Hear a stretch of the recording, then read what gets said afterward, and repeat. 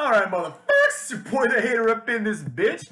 And I just watched Crown Jewel. That's right, motherfucks. I decided to not do much work today and watch Crown Jewel instead, which should tell you everything you need to know about Crown Jewel, right?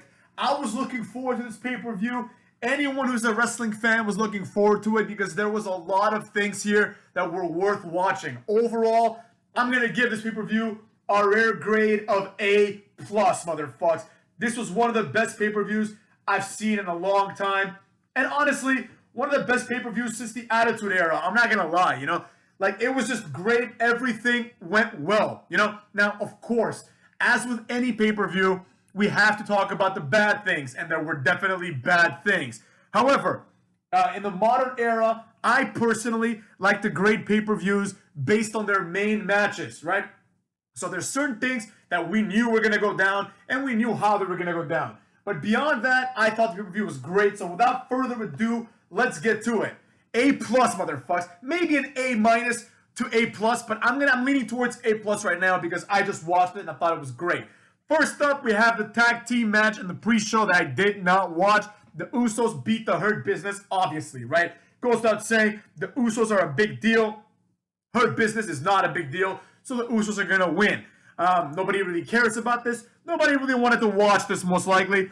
But it was there for the fans anyways. Speaking of the fans, motherfucks, this idea to have shows in Saudi Arabia, in my personal opinion, is a great idea. I know a lot of people are pissed off because Saudi Arabia, the Saudi Arabian government, abuses human rights here and there. They killed that journalist several years ago. And a lot of people like Daniel Bryan back in the day were saying that they don't want to go wrestle in Saudi Arabia because they take a stand against it. I think Cena was one of them. He took like a personal stand. Cena is a careerist, so I completely understand. I mean, I'm not saying it's good, but I'm going to say this, motherfuckers. The fans of wrestling are the fans of wrestling. Bunch of children and a bunch of young people, okay? So these people have nothing to do with that. The fact that they happen to live in a country that does some things that we don't like does not preclude them from being wrestling fans. Furthermore, this does not mean that WWE is doing anything unethical by going there and doing a show. The ethics might come into play in the context of money, getting the money from the Saudi Arabian government, but that's neither here nor there. We're not here to judge that. We're here to judge the wrestling show right now, okay? And insofar as the wrestling show went, it was great. And the fans of Saudi Arabia were also great. These fans are awesome, and here's why, motherfucks. I remember a few years ago when they started doing the Crown Jewels and all the other Saudi Arabia events. One of my friends, who's a wrestling fan, he's kind of like a smark, I guess. Great guy and everything, but basically he was like, well, like the wrestling fans in Saudi Arabia are dumber, they're not as educated. He's using all these things, basically saying they're casuals, right?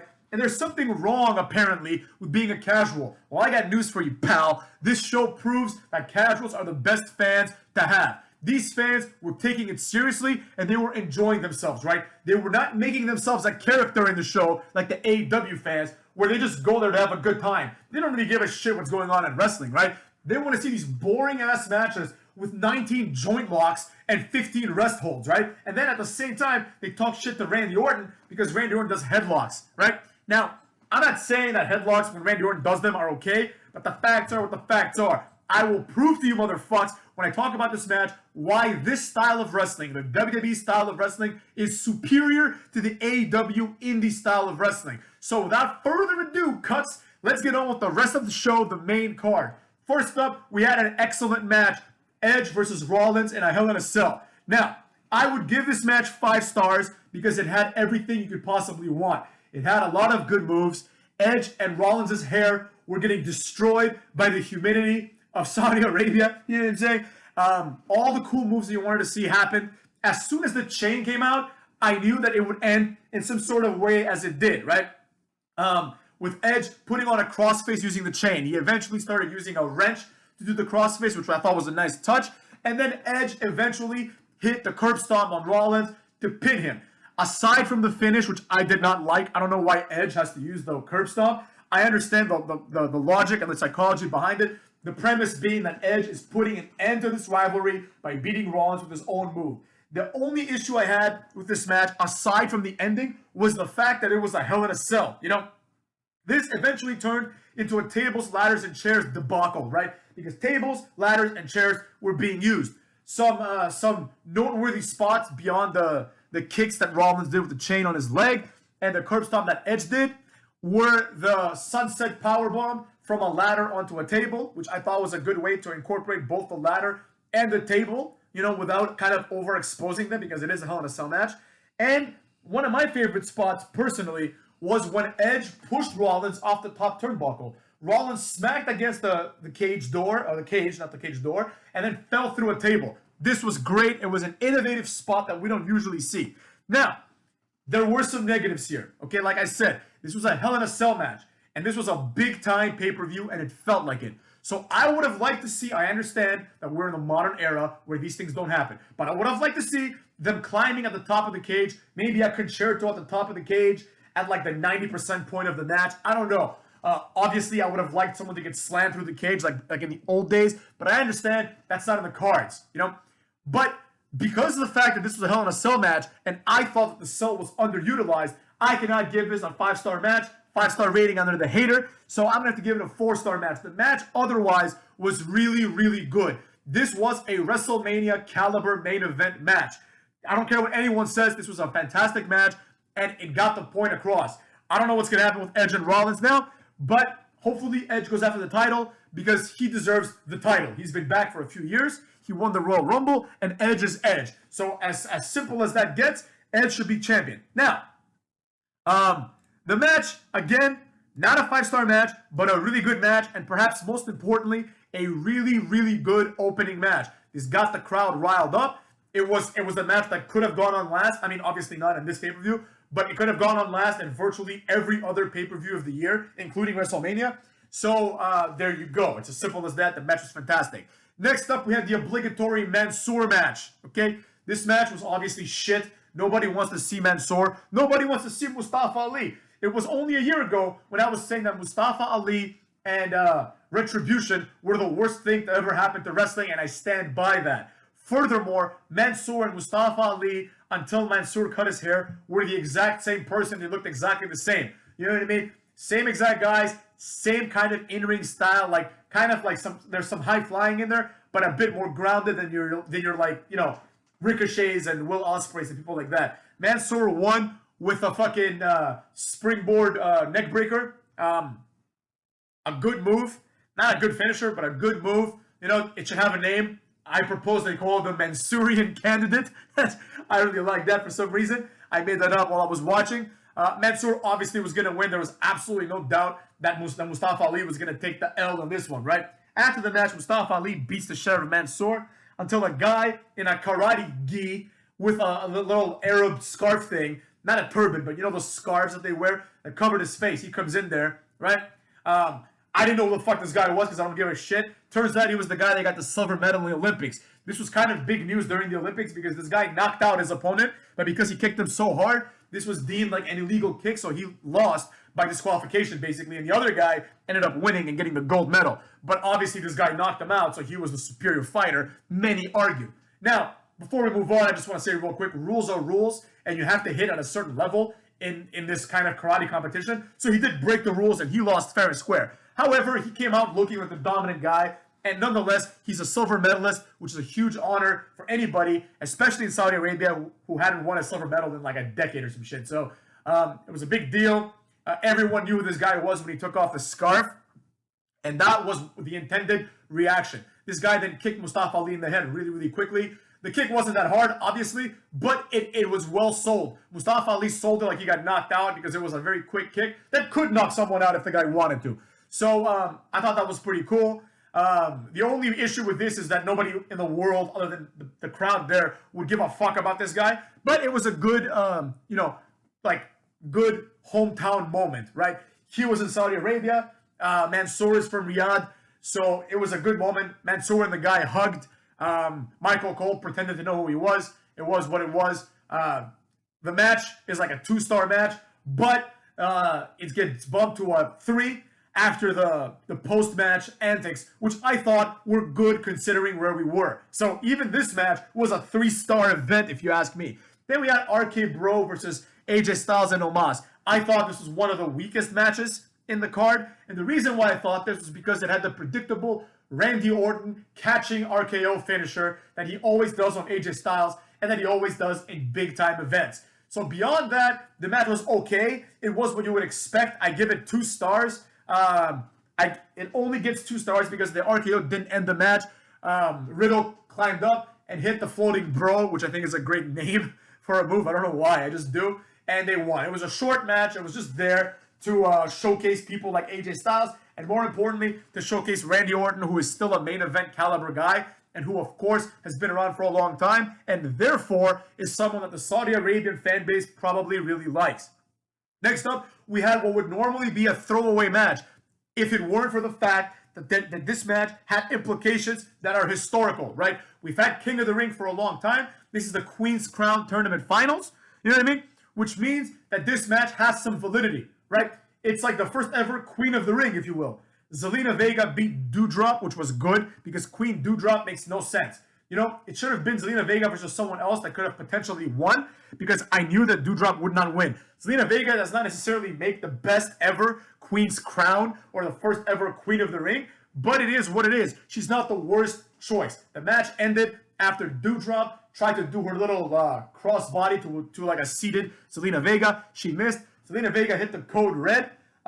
It looked shitty. The code red looked shitty because obviously Doudrop has to help with this move. The move looks shitty anyways, but it's one thing when someone like Rey Mysterio, who's muscular and athletic, does it. It's another thing when Zelina Vega, who's about like 1/10 the size of Doudrop, does it to someone like Doudrop. This would be like Rey Mysterio doing it to like Big Show or Mark Henry. You know, it would be unrealistic, and this was unrealistic. It looked very, very, very fake. Nonetheless, Zelina Vega wins. This is good for Zelina Vega because I remember thinking, while she was walking to the ring, I remember thinking like, okay, she came back after the whole video game thing, right? But like, she's done absolutely nothing. You know, she's a complete waste of time. So this might elevate her from complete waste of time to relative mainstay on the main shows, you know? It is what it is. I give it a 2 stars just because of the historical value. Otherwise, it would be like a 0-star, 1-star match. Next up, we had, I don't want to give this a 5-star because, like, quite honestly, like, you know, it could have been better. I mean, it would be disrespectful to the Edge and Seth Rollins match to give this a higher rating than that. But it was an awesome match, right? It went about 10 minutes, and the match was great. It was well written. The match was booked correctly, right? Goldberg is obviously limited, not only physically, but visually. The optics of this match do not favor Goldberg, all right? He's not wrestling Dolph Ziggler. He's wrestling Bobby Lashley, who is a monster, okay? Bobby Lashley walks out there with a chain hanging like from under his trunks. This was like very, very visible. So it is what it is. I saw it. I knew it was going to come into play. Came into play really fast. When I was a kid, I was in D.C. for a little bit with my parents and 2 of my parents' friends. They went to get dinner and hang out. They watched a show or something. And I went to watch, I believe it was No Mercy. This was in Baltimore, right? And I remember watching it, and the main event was Lesnar versus Taker. This is like 2003. This is like back in the day, motherfuckers. And it was a biker chain match. And the match ended. I remember being disappointed because I wanted to see either a last ride or an F5 win the match. But the match ended with Brock Lesnar getting the biker chain and punching Taker in the face. That was the end of that. So that was how the match ended. You know, I understand the match was different, but in this case, Goldberg pretty much endures like 4 or 5 hits from Bobby Lashley. Doesn't go down with a chain wrapped around his hand. This was dumb. The way that the match should have played out was Lashley hits him once and then throws him away. Goldberg starts bleeding or something, and Lashley takes control for 7 or 8 minutes, right? Goldberg eventually came back after Lashley did a brutal spear that missed. He hit the table in the corner. The table broke perfectly in half. And then from that point forward, it was Goldberg. Goldberg hit a spear. He hit a perfect jackhammer. I mean, not perfect, but as good as it's going to be. As good as it ever has been. You know what I mean? He picked him up. He held him up. He hit the jackhammer. Then he started slamming Bobby Lashley's head in various parts of the ringside area, including the announce table, but more importantly, the barricade. This shows that Goldberg understands wrestling. By the barricade, Goldberg made sure that he slammed the head of Bobby Lashley in the areas where there was child fans, right? The children were loving this. At one point, the children were looking at each other being like, I can't believe this is happening. This was like a moment they were never going to forget. And Goldberg provided them this moment. He didn't have to do that, but he did, motherfucks. And that's why Goldberg is great. he's not great just because of his physical charisma and the fact that he's cool as shit. He's great because he caters to the correct fan base, right? Who's gonna get off on this, right? Children love seeing big motherfucks, heroes, larger than life characters destroying each other. And they especially like it when the good guy beats up the bad guy. There was a story in this match of Lashley beating up Goldberg's son, which played into it implicitly, right? He's doing this for the children, including his own child.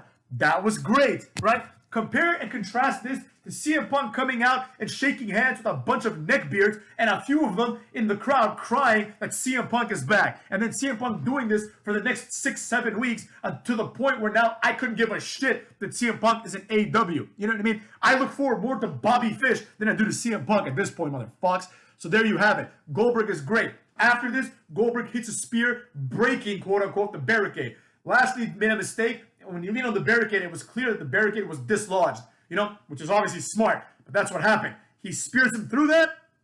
Then the Hurt Business comes out with kendo sticks. Goldberg destroys the both of them, gets the kendo stick, beats the shit out of Lashley. There was a point where Lashley was going for a 12-6 kendo stick strike, and Goldberg was meant to hit him in the stomach. This was a little choppy because Goldberg didn't act fast enough, and Lashley looked like an idiot with the kendo stick above his head, like waiting for Goldberg to hit him, you know? And that's why this match wasn't a 5-star match, because on every other metric, it delivered, right? Long story short, Goldberg beat the shit out of him with the kendo stick, broke the kendo stick on his own knee, then speared Lashley off the stage onto like a little landing area, right? But it looked vicious. I didn't think it was going to happen. The camera crew did a good job of hiding the landing area until they landed, right? Because at first I'm like, no way this is going to happen. There's no landing area. One of them is going to die, right? So he did it. He pinned them. 1, 2, 3. He pinned them viciously. Goldberg wins. Good match and great story. Good go-home moment for the entire crowd. Again, compare and contrast this to any AEW match involving, let's say, Cody Rhodes, where Cody Rhodes has to bleed for 3 hours. Then he does a comeback, right? They do a bunch of shitty moves, a bunch of unnecessary springboard nonsense, right?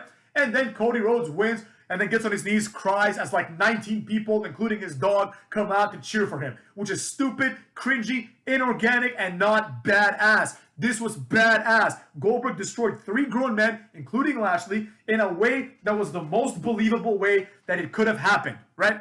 The decision to have Lashley destroy Goldberg in the early moments of the match made for a longer match. It made it so Goldberg didn't get exposed, so he didn't have to do much. He was just laying down as Lashley was beating his ass, you know? Next up, we have the King of the Ring finals. I did not like this King of the Ring tournament because I personally thought that it was a very shitty tournament, you know? It was pretty clear, I thought, after Xavier Woods made it to the finals, that he was going to eventually end up beating Finn Balor. At first, I would have thought that Finn Balor was going to win, but then I started thinking, who benefits the most and who is someone that can actually do something with the King of the Ring? Finn Balor winning King of the Ring would have just given us King Balor. The prince has turned into a king, and that would have been boring as shit. He would probably take it too seriously, and it wouldn't be entertaining. Xavier Woods, however, can be, I'm not going to say he's going to be the next King Booker or the next King Kurt, because he obviously is not nearly good enough to be the next Kurt Angle or the next Booker T. But he could take the King of the Ring and make it entertaining and goofy. Not like Baron Corbin, not like William Regal, not like anybody else that was a serious King of the Ring, which is stupid, you know? Baron Corbin coming out and literally thinking he's king is dumb, you know? Xavier Woods might do something with it. It also is well-deserved because everyone in the New Day has gotten their comeuppance. They've gotten their runs. Big E is the current champion. Kofi was the champion. And Xavier Woods has won nothing. And arguably, he's the best one. You know what I mean? I personally like Big E more, but I like Xavier Woods as well, all things considered. So Xavier Woods winning this is good for business. The match itself was all right. It was good. I give it a nice 3.5 stars just because there was a point where Finn Balor hits the shotgun dropkick and goes for the coup de grace where you think this is it. This is not going to be Xavier's moment. Xavier Woods gets out of the way. A bunch of more shit happens. He goes for a pin. That doesn't turn into anything. He does like a vertical suplex, drop into like a knee, kind of like the finishing move of that Japanese guy. And then he climbs to the top rope, hits the limit break elbow, the limit breaker, and that's the end of that. Xavier Woods wins. I know that Xavier Woods is a big wrestling fan, and I know that this means a lot to him. You know what I mean? And it should. Now, again, the tournament was very, very short, And the only people of value were probably Rey Mysterio, and you could argue Finn Balor, and kind of you can argue Kofi Kingston, only because Kofi Kingston is someone that is whose career somewhat parallels that of Xavier Woods, being that they're in the same same faction. Now, I would have liked to see Xavier versus Kofi, because that would have given us an extra moment. So Kofi could have made it to the finals if they had just put him in a different bracket instead of Finn Balor. Just pretty much switch Finn Balor and Kofi Kingston on the brackets, and have Kofi Kingston make it to the finals, and have Xavier Woods simply beat fucking Finn Balor in the semifinals or something like that instead, right? Instead of Jinder Mahal. So, small gripes. For what it was, this was good. A 3.5-star match, considering that it meant something, right? That's the one thing that the Saudi Arabia pay-per-views do. They have things that mean something. Even if in the long run they mean nothing. When you look at Kofi Kingston's Wikipedia, you'll see WWE Champion. You will not see that on Xavier Woods, but you will see King of the Ring winner. Same thing with Zelina Vega. Hell, even the Good Brothers, when they won that, like, the greatest tag team in the world tournament, whatever the fuck it was like a gauntlet match, basically, right? That's a thing that they've accomplished in WWE. That's something, you know? That's something. Braun Strowman winning the biggest Royal Rumble of all time is something, right? Again, he got a title belt for it. It didn't mean anything, right? But he did win a 50-man match. So that's a huge boost for someone like Braun Strowman, you know? However, I would have liked to see something better than this. Kind of like how they brought, the Karate Guy. We'll just call him the Karate Guy. Brought the Karate Guy out. A few years ago, they had Braun Strowman versus Tyson Fury, which is fucking awesome. Tyson Fury came out dressed as an Arab, like a sheik. You know, Tyson Fury's fucking awesome. He deserves more exposure, period. And it would have been nice to see something like that. Not necessarily him, but anything like that would have been nice. Like a big attraction type match. Next up, we had what I thought would have been a skippable match. Big E versus Drew McIntyre. Again, for what it was, this was a fantastic match. 3.5 stars, easy, motherfucks. The only reason I don't give it a 4 is because it just wasn't that good compared to other matches, and because it certainly wasn't as good as Edge versus Rollins. But the match, for what it was great. Two big guys throwing each other around. They did all their moves. Drew McIntyre at a certain point hit the Future Shock, which looked devastating. It was one of the best Future Shocks ever. You know, I'm like, Big E's dead from this, right? Big E kicks out, he hits the big ending, McIntyre kicks out. Predictable because it was early. So I'm thinking when Drew McIntyre hits the Claymore, he might win, right? He hits the Claymore, he kicks out. It was a legit cover that could have gone both ways. I would not have been shocked to see Drew McIntyre regain the title here. You know what I mean? This wouldn't have been a crazy event. You know?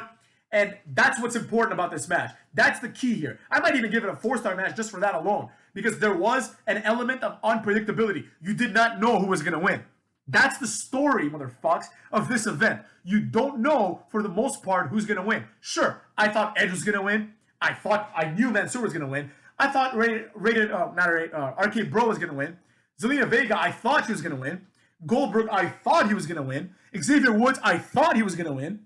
And Big E, I thought he was going to win. So, thus far, my predictions were correct. However, in all of these predictions, except for Mansoor and RK Bro, it could have gone the other way, you know? Maybe Zelina Vega, I just can't see Doudrop as Queen Doudrop. That doesn't make any sense to me.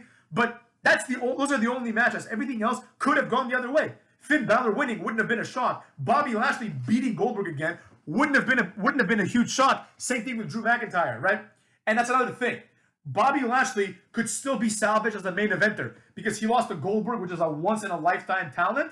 And as Corey Graves pointed out, Bobby Lashley, or maybe it was Saxon, I don't know, someone pointed, I think it was Corey Graves. They pointed out that Bobby Lashley was injured and that he was cashed in by Big E, right? Meaning, of course, motherfucks, that this is not a legitimate loss, right? It's not like Bobby Lashley is any lesser because he lost a title in the way they lost a title, right? A lot of great champions that have meant to be protected have lost a title like that. Batista, fucking Taker, of course. John Cena in his first title reign when Edge used the Money in the Bank for the first time. A lot of times, the champion that loses it through Money in the Bank is protected as a result. You know, and that's good. Lashley could still become something, could still stay relevant, you know? Same thing with Drew McIntyre. He lost to Big E, but Big E is clearly getting a push. I don't know how long this is going to last. I personally thought it was going to be 50-50. Either Big E gets a decent push or he's a transitional champion. This would have been a good place to transition. So I'm leaning towards a push now. And good for Big E because it was well-deserved. The match ended after Big E did like a tilt-a-whirl counter into the big ending, which was great. This was after Big E tried to do a top rope big ending, which was countered into a bulldog by Drew McIntyre. A lot of moves, a lot of big, powerful moves. Big E has a certain quality to him, right? He's charismatic and entertaining, and he is a good champion if he is treated well. You know, it's hard to have the guy that lost in a Nigerian drum match at last WrestleMania be the big guy this time around, but obviously this is Big E's year. He's the only one that has moved. You know, compare Big E this year to, let's say, AJ Styles, right? Who has done absolutely nothing, or Randy Orton, who has gone downhill once again, right? AJ Styles has been teaming with Omos for nearly a year. We're almost at the Royal Rumble, motherfucks. We're almost there, which means we're almost at WrestleMania season, which means we're almost at the point, at the one-year anniversary of AJ Styles and Omos being a team. AJ Styles deserves better, but that's neither here nor there. Next up, we had a fantastic women's match, Becky Lynch versus Bianca Belair and Sasha Banks. Typically, I hate these things, right? Unfortunately, I was going to skip this match because I started the event like an hour before, but I skipped a lot of matches in order to get to like a point where I'm watching live, right? In case my friends spoil the main event for me on my phone, right? So I skipped a few of the segments, the commercials, things like that, and I tried to skip this match, but apparently the entrances must have taken a fucking eternity because I skipped it and I still watched like 15 minutes of the match. However, I was pleasantly surprised. Now, it was a women's match, okay? So it was botchy and it wasn't as good. The reaction times of the female wrestlers are much, much lower. So a lot of the sequences look very choreographed and a lot of the moves are very telegraphed, right? You know what's going to happen before it happens. You know, perfect example. Becky Lynch goes for the manhandle slam, and there's like a disconnect between her timing and that of Sasha Banks. So they have to like readjust. It wasn't a big problem, but they have to readjust. These are things that wouldn't happen, let's say, if it was The Rock versus Stone Cold, and The Rock's gonna do the rock bottom, right? For a million reasons. One of them being the reaction times of Becky Lynch and Sasha Banks are lower, right? Another thing that I didn't like was that they were wearing t-shirts. I understand it's Saudi Arabia, but this just, I don't know, it made the match have less flair, right? It made the match like they weren't wearing their ring attires, right? It made the match seem like it was three pedestrians, three random broads with t-shirts wrestling at like a barbecue, you know? So that I didn't like. Some of the sequences of the match were great. There was a sequence on the outside, and all the outside where Becky Lynch pretty much does like a clothesline on both of them. There was a few sequences in the ring centered around Bianca Belair being strong as shit, where she picks them both up. And even though Bianca Belair picks them both up, and Becky Lynch kind of like rolls over and it was kind of botchy, I personally really liked that because it looked real. That part looked real. It was like, if you're going to pick up two broads, you're not going to be able to like F5 them both, right? One of them is going to fall. You know, it's kind of like when Natalya does the double sharpshooter and it looks like shit. It's like any kind of movement and Natalya's hold will be broken, right? And we're supposed to believe that these girls can't get out of it, right? So same thing. Becky Lynch does like a double disarmer, right? And it's like, luckily, they got out of it because it was so silly. Like, they got out of it with Bianca Belair lifting them both up because it was like, no person can hold down two people like that, you know? Especially someone the size of Becky Lynch dealing with someone like Bianca Belair, who is like substantially stronger than her. The finish of the match was also, I thought, fantastic, right? It was this good, quick sequence of like pseudo-finishing moves. Sasha Banks, Bianca Belair hits the KOD, which is kind of no sold by Becky Lynch. Sasha Banks hits the fucking backstabber, right? And then in order to justify Becky Lynch recovering, Bianca Belair and Sasha Banks have this like back and forth on the outside where Sasha Banks pulls Bianca Belair out. Bianca Belair takes her out, right? Sasha Banks takes her out. Sasha Banks runs in, gets rolled up by Becky Lynch, who grabs the rope. And for the first time possibly in his entire career, Michael Cole makes a great call. Byron Saxton is like, I'm sure most people were like, she grabbed the rope. You know, he wanted to point that out because it was meant to be pointed out, right? The point was that Becky Lynch needed assistance, right? This protects Sasha Banks and, by consequence, Bianca Belair, right? Becky Lynch grabs the rope and Michael Cole immediately says, like perfectly on cue, says, it doesn't matter, it's a triple threat, right? I don't know if that's actually the rule of triple threat matches. I know that rope breaks don't count. I don't know if you can use the rope for leverage though, but there's a reason to think that that's the wrong call. It was great, it was sharp, it was quick, it was on point. It did the job. Furthermore, it told the story of now Becky Lynch going to Raw, and I think Charlotte going to SmackDown, taking the respective titles of the opposite brands with them. You know, that was great. I give this match a rare 4 stars, motherfuckers. This was one of the best women's matches I've ever seen in WWE. You know, I put this up there with any of the TNA knockouts matches from back in the day, which were awesome, between like Gail Kim and Tara and Awesome Kong and like the actual wrestlers that were good. For the match being what it was, and the competitors being 3 women that can barely wrestle, or 2 women that can barely wrestle, and Bianca Belair, it was as good as it was gonna get. Like this match, for example, this match was substantially better than the main event match between Becky Lynch, Rousey, and Charlotte Flair, I think it was. Yeah, it was way better than that match. And that says a lot just in the context of where this match lands on this card versus where that match landed on that card. Next up, we have the main event. The match that everyone is waiting for, right? And we're about to see Brock Lesnar in ring attire again to see if he's as jacked as he usually is. I got news for you, pal. Yes, he fucking is. Maybe more jacked than ever, honestly. It didn't really look like that when he came out with the tank top. Maybe it was the haircut or the pants, right? He looked a little smaller, but no, he ain't smaller at all. The match also told a story it did not need to tell, which was a good and added touch. This was a 5-star match, and I'll explain why. Number one, the first story of the match, like the overall story of the match, was where does Paul Heyman lie in his allegiance between Lesnar and Reigns, right? We don't know. No one knows, right? And there you have it. That's the question that we have to ask ourselves. And considering that fact, considering the fact that Roman Reigns and Paul Heyman were kind of having, I don't want to say a schism, but a schism of some sort, right? That match became compelling for that reason only. Just the fact that Brock Lesnar's cutting his own promos is good enough for me. Then, in the beginning of the match, right? During the match, basically, the story of the match was Brock Lesnar is trying to suplex Reigns, and Reigns knows that this is not a good look. So he's trying to stop his ass from getting suplexed. So that was pretty cool, right?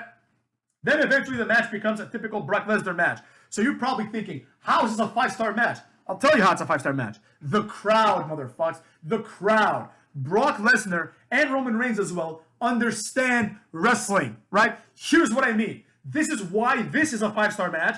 And simultaneously, it's why Daniel Bryan versus Kenny Omega was not a 5-star match. It was a good match, but it was not a 5-star match for me. And I'll explain it. And it makes perfect sense. At several intervals of the match, Brock Lesnar is hitting big-time power moves. Reigns as well, but mostly Lesnar. At a certain point, Lesnar hits the first F5. He pins Roman Reigns, who kicks out at 2. Now you're thinking to yourself, motherfuckers. You're probably thinking to yourself, okay, why is this great? Brock Lesnar has a certain amount of moves. He has a limited moveset. This does not detract from the fact that he's great. After hitting the F5 and Roman Reigns kicking out, the crowd is losing their fucking minds. Now, I ask you, if the crowd is losing their minds, what is the next thing you should do? Should you do another move? Or should you give the crowd a moment to lose their minds? I personally think that the latter option is the better option, right? You want the crowd to lose their minds. So that's what Brock Lesnar did. He could have picked up Roman Reigns and started doing another suplex, right? But he didn't, motherfucks. He let the moment stand.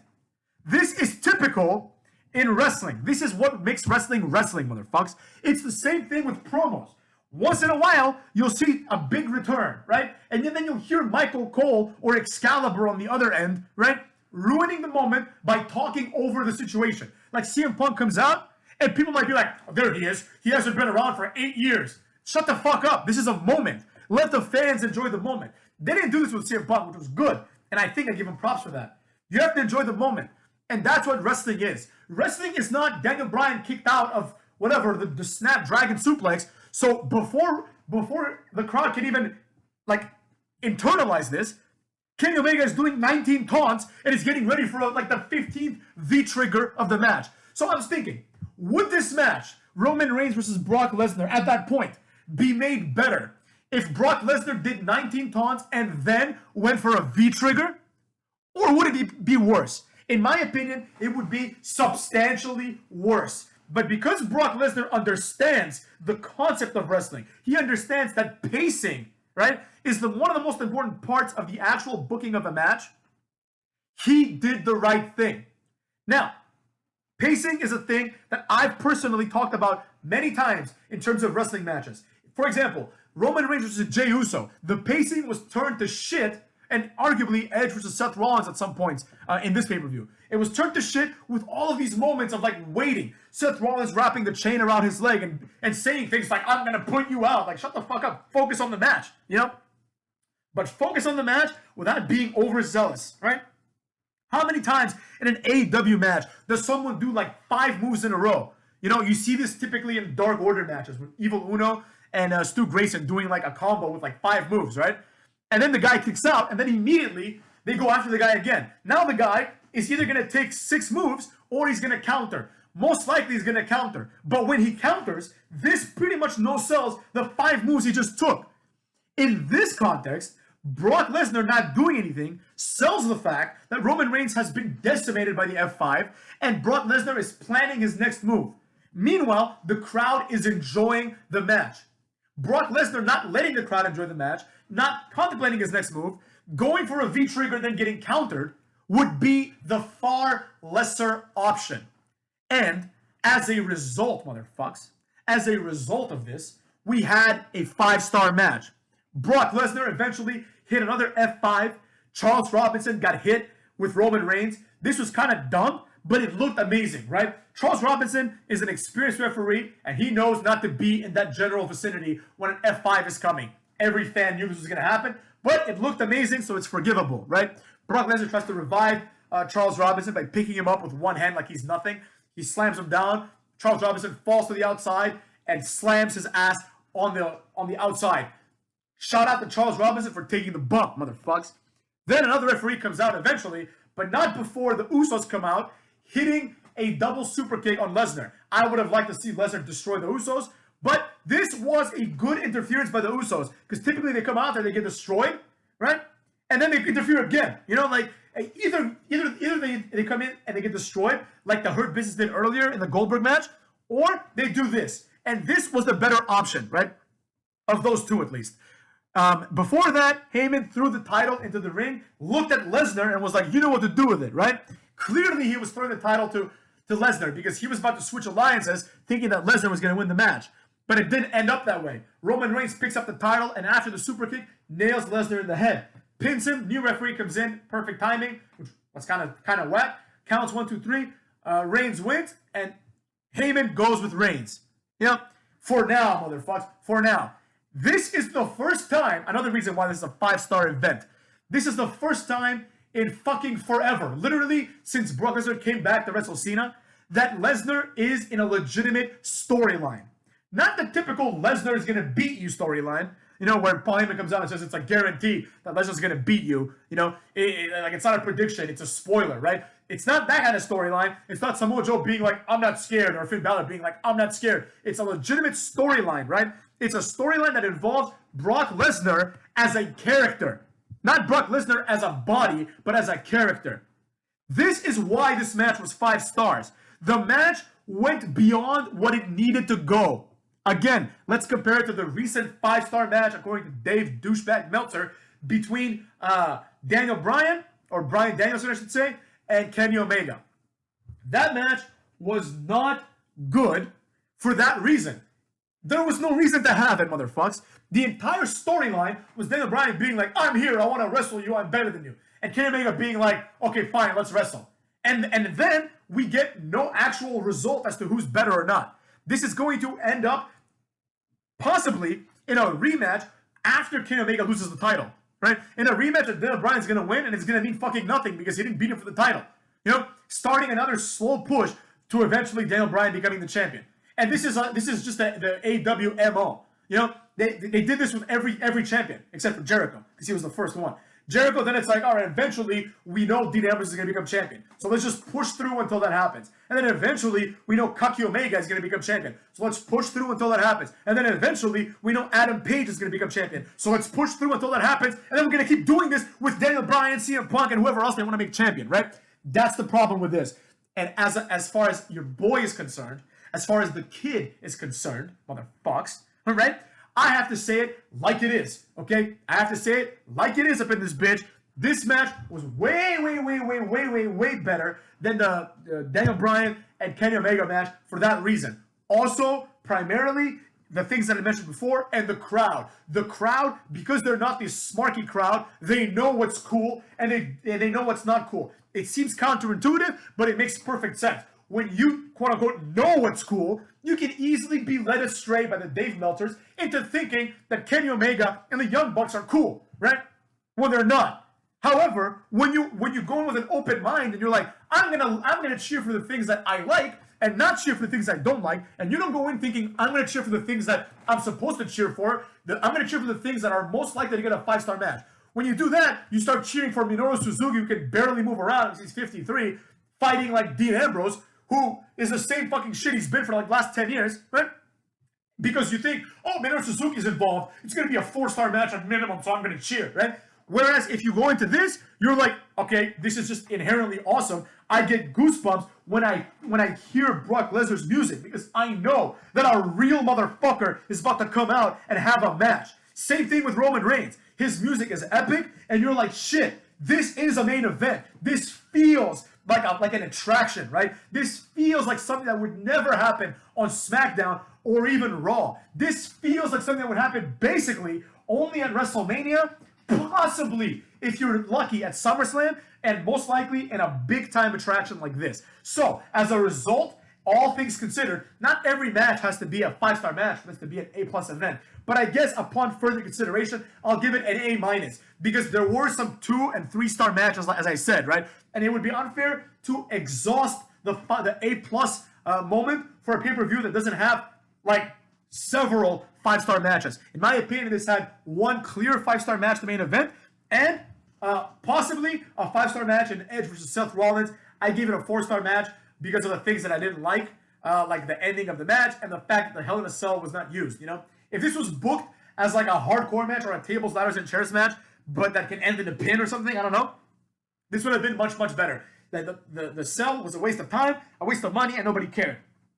So, that being said, motherfucks, I give this pay-per-view the coveted hater rating of A-, motherfucks, which of course correlates to 4.5 stars overall. Not every match is weighted the same. Obviously, a throwaway match that could have just easily not happened, like Mansoor versus Mustafa Ali, is not going to bring down the overall rating because nobody was there for that, right? And the people, and I would argue that the people that were there, like the crowd, they probably loved the Mansoor match, you know, because they love Mansoor. You know what I'm saying? That makes perfect sense. You know, it's kind of like that pay-per-view they had in England where like Davey Boy Smith, I think, beat Bret Hart or some shit like that, right? Back in the day. Like, would I give a shit about that? Not really. Was it a good match? Sure. But the crowd, the English crowd, really cares about that because it's one of their own. So as a result, we have to also kind of view it that way. And with all things being said, we have to say it like it is, motherfucks. This was a 4.5-star event easily. I'm not going to say it was a 5-star event, but it was a great pay-per-view. It keeps me excited for this new brand split. If they can piggyback off of this and get the ball rolling, this could be a good time in wrestling for a few months.